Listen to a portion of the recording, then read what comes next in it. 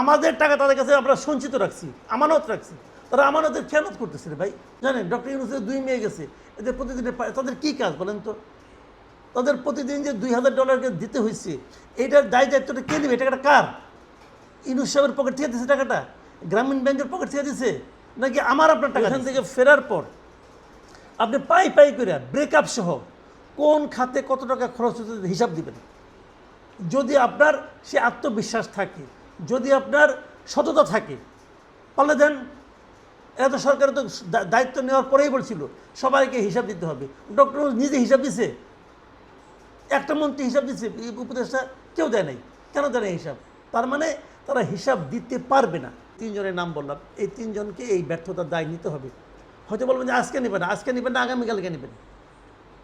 এই সরকার সারা জীবন থাকবে না।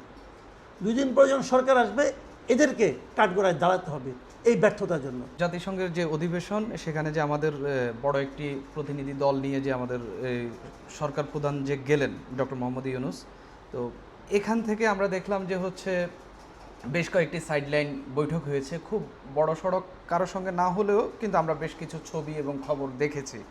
আপনার কি মনে হচ্ছে এখান থেকে কি বাংলাদেশের জন্য ডক্টর মোহাম্মদ ইউনূস বড় কোনো অর্জন নিয়ে আসতে পারছেন কি? আমার কাছে মনে হয় না।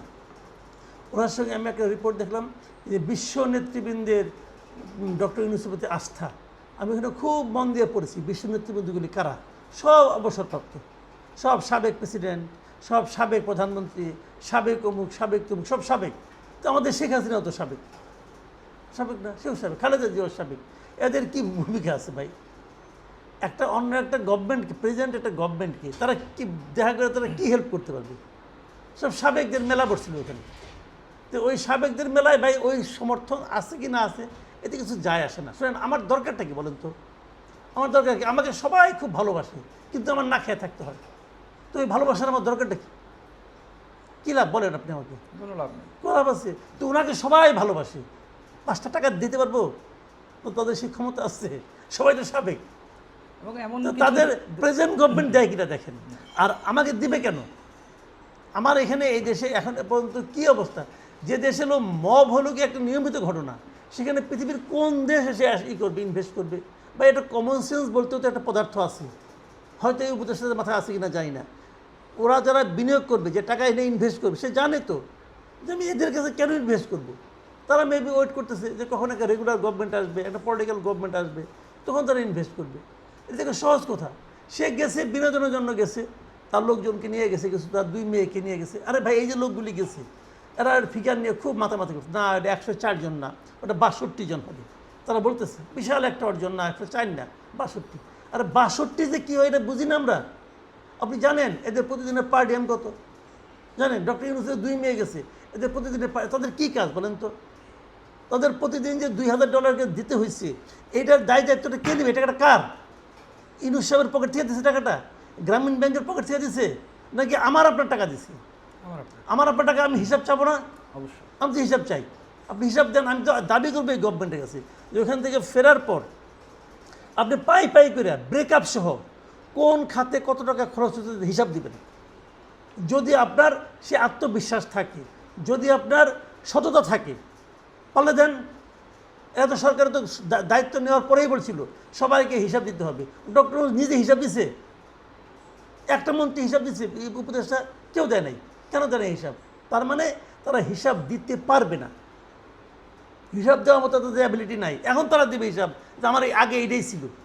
আমি তো এটাই জানতে চাইছিলাম, তা তোমার আগে কী ছিল এটা আগে বলো, এখন কী আছে এটা বলো। 2টা বলো, আমরা যোগ বিয়োগকে দেখি। যে তুমি এই গত 14 মাসে কী ইনকাম করছো, কোথেকে ইনকাম করছো, বেতন পাই কত, খোদ প্রধান উপদেষ্টার বেতন কত, আমি যে ইনকাম করি তার 3 ভাগের 1 ভাগ। তাহলে আসে কোথেকে টাকা? এগুলো আমাদের টাকা তাদের কাছে আমরা সঞ্চিত রাখছি, আমানত রাখছি, তারা আমানতের খেয়ানত করতেছে রে ভাই। আপনি বিশ্ব নেতাদের সমর্থনের কথা বলেছেন, সেখানেই জন এফ কেনেডি যে হিউম্যান রাইটসের যে প্রেসিডেন্ট রয়েছে, কেরি কেনেডি, তিনি আসলে বাংলাদেশে মানবাধিকারের অগ্রগতির প্রশংসা করেছেন। তো আমরা দেখতে পেলাম যে আমরা তো এই দেশের বাসিন্দা, আমরা দেখতে পাচ্ছি যে এখানে পুলিশ এখনো মানুষ পেটাচ্ছে। গোপালগঞ্জে হত্যাকাণ্ডের ঘটনা ঘটেছে, এখন খাগড়াছড়িতেও ঘটেছে। ঢাকা শহরে এখন যে কোনো বিক্ষোভে পুলিশের মারধর, জলকামান ছোড়া এগুলা খুবই স্বাভাবিক বিষয় হয়ে গেছে। বাক স্বাধীনতা নিয়েও এক ধরনের আতঙ্ক মানুষের মধ্যে রয়েছে। আপনিও বেশ কিছুদিন একটা ভয়ের মধ্যে ছিলেন শুধুমাত্র এই সরকারের সমালোচনা করার কারণে। তা আপনি কি মনে করেন যে এত প্রশংসা কুড়াচ্ছেন আমেরিকায় বসে, বাস্তবিকভাবে কি আমাদের এখানে মানবাধিকার এবং বাক স্বাধীনতার সেরকম স্বাধীনতা বা এরকম অবাধ চারণভূমি কি আমাদের দেশ হয়ে উঠেছে কিনা? দেখেন, আমি প্রথমত এটা কথা বলে নিই আপনাকে, আমি কখনোই কোনো ভয়ের মধ্যে ছিলাম না। আমি আওয়ামী লীগ আমলে কোনো ভয়ের মধ্যে ছিলাম না, এই আমলে ভয়ের মধ্যে ছিলাম না। নানা রকম চাপ আসে, ওগুলিকে আমি স্বাভাবিকভাবে নেই। আমি মনে করি এই দেশে বাস করতে হলে, এই দেশে ক্ষমতাকে প্রশ্ন করতে হলে এই সমস্ত ভয় ভীতি, এই সমস্ত ধমক, এই সমস্ত চাপ আসবেই, এবং এগুলিকে নিয়ে আমি ভয়ের মধ্যে থাকি না, আমি এগুলি ভয় পাই না। এক নম্বর কথা। 2 নম্বর কথা হলো গিয়া যে বাক স্বাধীনতা আমাদের এখানে এখন খারাপ না। আমি তো কথা বলতেছি, একটা লোক খারাপ হলে তার সব খারাপ, তো আমি বলবো না। আমি তো কথা বলতেছি, আমি আগে যেভাবে কথা বলতাম এখন তার চেয়ে ভালো বলতে পারতেছি। আগে আমি সরকারের সমালোচনা করতাম, কিন্তু শেখ হাসিনার সমালোচনা করতাম না, করতে ভয় পাইতাম। এখন তো আমরা একটু ইউনুসের সমালোচনা করি। কাজে বাক স্বাধীনতা আগের চেয়ে অনেক খারাপ হয়ে গেছে এটা মনে করি না, বাক স্বাধীনতা অনেক ভালো আছে, আগের চেয়ে ভালো আছে। এই একটা দিক। আর দ্বিতীয় যে দিকটা আপনি বললেন যে মানবাধিকার পরিস্থিতি, হ্যাঁ, মানবাধিকার পরিস্থিতিটা খারাপ। যেমন আগের চেয়ে খারাপ এর তুলনা করবো না। আগে কী ছিল? আগে যে কারণে যে কোনো সময় গুম হয়ে যাওয়ার আশঙ্কা ছিল, এখন গুম হওয়ার আশঙ্কা নাই, কিন্তু মব দ্বারা আক্রান্ত হওয়ার আশঙ্কা আছে। এই আশঙ্কাটাও মারাত্মক আশঙ্কা। এই আশঙ্কাটাও মানুষের মধ্যে ভয়ের সঞ্চার ঘটায়। কাজে এখানে ভয়ের সংস্কৃতি এখনও আছে, আগেও ছিল, এখনও আছে, ওইটা অতটা কমে নাই। এই গভর্নমেন্ট যদি মবটা থামাইতে পারতো তাহলে আমি বুঝতাম কিছুটা। এখন পুলিশ অ্যাক্টিভ না মানে এরকম, ধরা যাক আপনাকে 2 জন লোক এসে নিয়ে স্বৈরাচারের দোসরবিলা চড়থাপড় মারলো, আপনার পাশে যদি একজন পুলিশ থাকে সে আপনাকে ফেরাতে আসবে না। এই জায়গাটাতে আইন শৃঙ্খলা কিন্তু দুর্বল।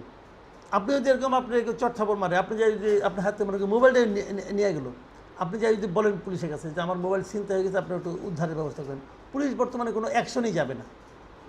আমাদের বর্তমানে আইন শৃঙ্খলা হলো, এটা হলো আইন শৃঙ্খলার বাস্তবতা। এর কারণ হলো সম্পূর্ণভাবে আমি দায় দেব স্বরাষ্ট্র মন্ত্রণালয়ের। স্বরাষ্ট্রমন্ত্রীর দায়িত্বে যিনি আছেন, স্বরাষ্ট্র উপদেষ্টা যিনি আছেন জাহাঙ্গীর আলম চৌধুরী বলেন, আবার প্রধান উপদেষ্টা যে এই ব্যাপারে যে সহযোগী আছেন খুদাবক চৌধুরী বলেন, যিনি আইজিপি আছেন, এরা সবাই ব্যর্থ। আসলে সবাই তারা ব্যর্থ, তারা এইগুলি পারে নাই। এখন ওকে দেখাবে, সে তাকে দেখাবে, কে কাকে দেখাবে জানি না, কিন্তু আমাদের জনগণের সামনে যারা এটা মূল দায়িত্ব, আমি 3 জনের নাম বললাম, এই 3 জনকে এই ব্যর্থতার দায় নিতে হবে। হয়তো বলবেন যে আজকে নেবেন না, আগামীকালকে নেবেন। এই সরকার সারা জীবন থাকবে না, 2 দিন পর যখন সরকার আসবে এদেরকে কাঠগড়ায় দাঁড়াতে হবে এই ব্যর্থতার জন্য, যে মবকে প্রশ্রয় দেওয়ার জন্য তারা যে কাজগুলি করছে তাদেরকে একদিন না একদিন কাঠগড়ায় দাঁড়াতে হবে।